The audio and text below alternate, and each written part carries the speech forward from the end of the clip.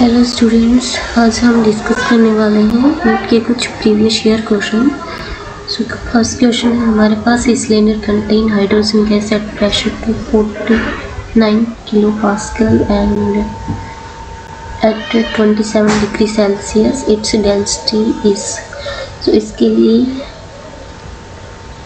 क्या फॉर्मूला है हमारे पास, P equal to rho R T by M naught, rho R T by M naught. So यहाँ से हमें डेंसिटी के लिए क्या कर सकते हैं, हम डेंसिटी के लिए rho equal to P M naught upon R T. So P given है हमारे पास 249 kilo pascal means 10 to power 3 and mass for hydrogen 2 unit and 4 unit के लिए हम क्या करेंगे इसको 10 to power -3 means kg point. R है 8.3 and temperature 27 degree Celsius means Kelvin 300 kelvin.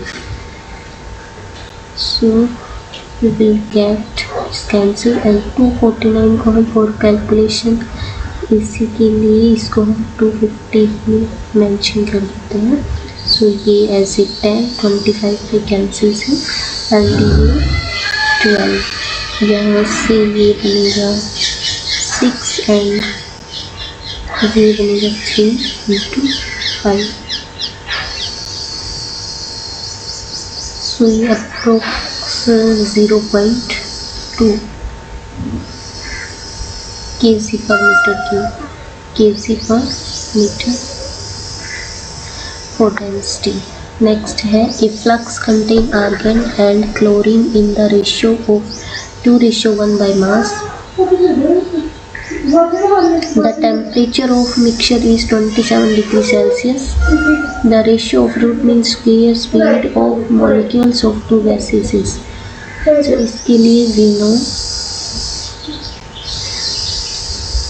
Vrms is equal to root 3RT upon m naught।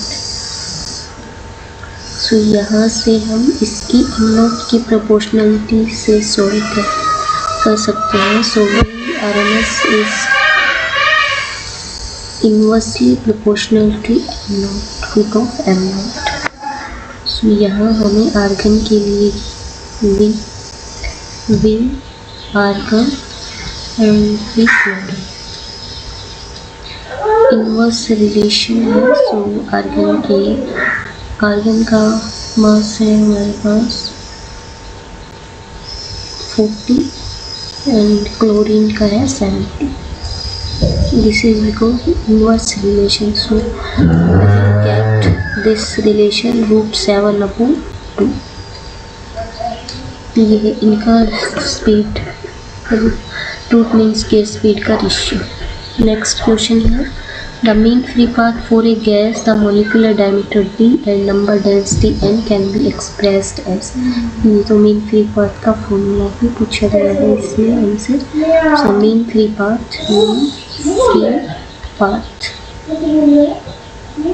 This is equal to 1/√2 n for density and 5 into diameter है यहाँ पर d square. ये है formula for root mean square, sorry mean free path.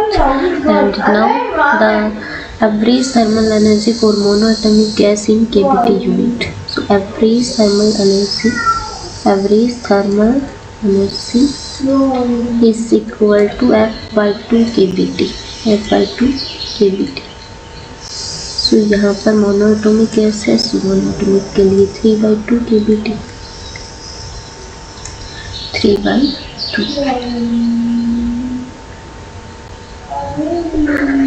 Next हमारे पास question है, the equilibrium of A thermodynamic system is described bye. Equilibrium में हम system में क्या क्या डिस्क्राइब, सबसे पहले प्रेशर, सेकेंड है pressure, total heat not required, temperature and volume also, work done required. So option A, C and D A, C and D.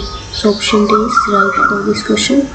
Next question है हमारे पास, the electric heater supply heat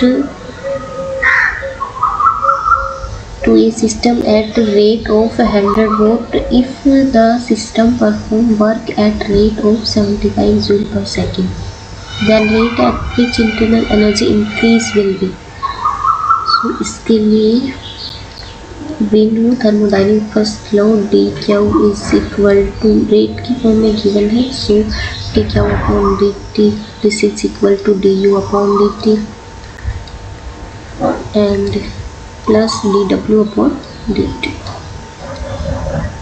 यहाँ पर ये given है 100 and calculate करना है du upon dt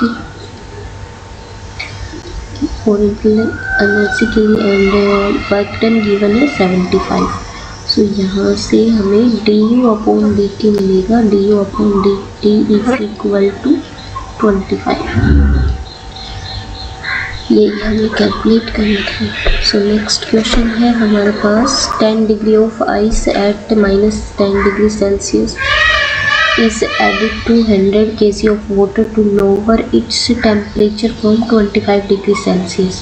means एक हमारे पास आइस है 10 kg का जिसका टेम्परेचर है -10 डिग्री सेल्सियस एंड एक है वाटर कंटेनर जिसमें वाटर है 100 kg एंड उसका टेम्परेचर है 25 डिग्री सेल्सियस.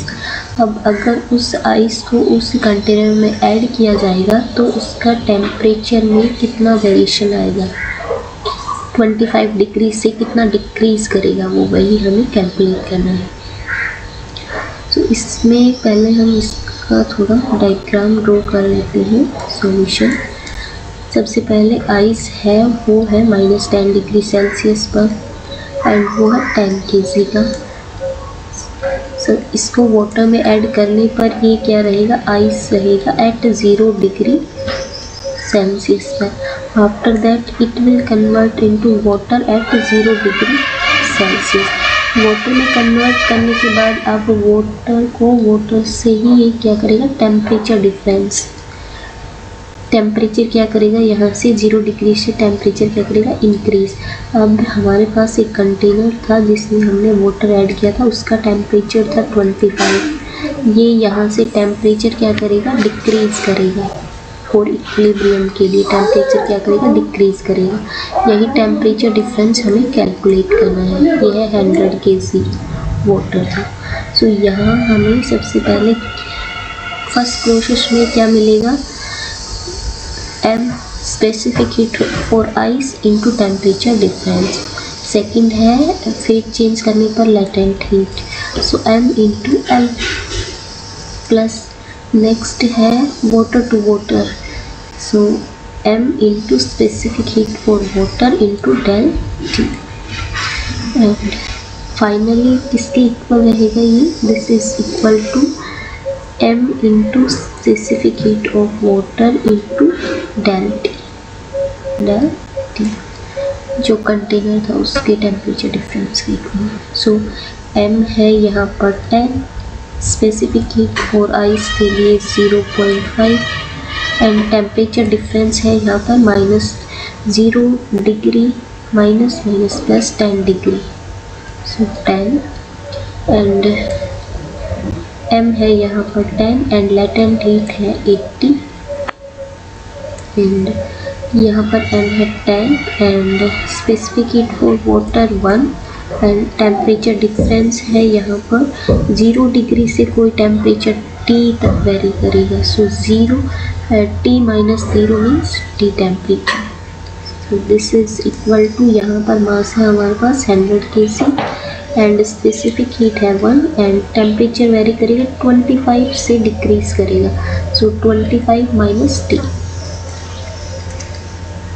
सो होल क्वांटिटी से हम 110 को कैंसिल कर सकते हैं फॉर कैलकुलेशन पर्पस के लिए. सो यहाँ पर हमारे पास बचेगा 250 माइनस 10t एंड यहाँ पर ये बनेगा 5 प्लस 80 एंड प्लस t. सो ये इधर आपके 11t एंड ये बच जाएगा इधर से 250 minus 85 this is equal to 5 and 15 56 165 and t is equal to 1 and 15 so equilibrium temperature आएगा 15 डिग्री सेल्सियस बट ये इतने से डिस्क्रिमिनेट करेगा। हमारे पास वाटर का फाइनल टेम्परेचर था 25 एंड इक्विलिब्रियम गेट इस पे हुआ हमें 15 डिग्री सो टेम्परेचर डिफरेंस मिला हमारे पास हमें यहाँ पर 10 degree Celsius. So 10 is the right answer for this question, means B option is correct for this question. So thank you for today's session.